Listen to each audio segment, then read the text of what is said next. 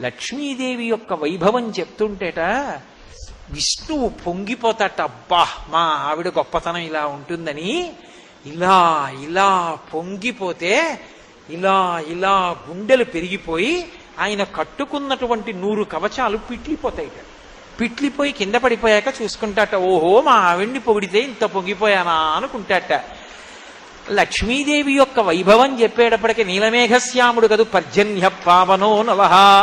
పర్జన్యుడు విష్ణు స్వరూపం. ఎంత సంతోషపడిపోయాడో, ఎక్కడి నుంచో గబగబా వచ్చి ప్రాంగణం అంతా చుట్టి కురిపించేస్తున్నాడు. కాబట్టి అది కూడా ఈశ్వర కృపే, విష్ణువు యొక్క అనుగ్రహం కలిగింది అనడానికి ఇదే తార్కాణం. శ్రీచక్రం టీవీ. మీరు ఎప్పుడైనా ఒక విషయం జ్ఞాపకం పెట్టుకోండి, అపారమైనటువంటి లక్ష్మీ కటాక్షమునకు హేతువైనదేది అంటే శివార్చన. అసలు లక్ష్మీదేవి యొక్క స్థానం ఏది? బిల్వ నిలయాం అని కదా చెప్తాం. బిల్వమునందు ఆవిడ ఉంటుంది. బిల్వము అంటే మారేడు దళం, మారేడు దళంలో ఉంటుంది. మారేడు దళంలో ఆవిడ ఉంది. ఆవిడ మారేడు దళంలోంచి మన ఇంట్లోకి రావాలంటే ఏమవ్వాలి? అది శివలింగం మీద పడాలి.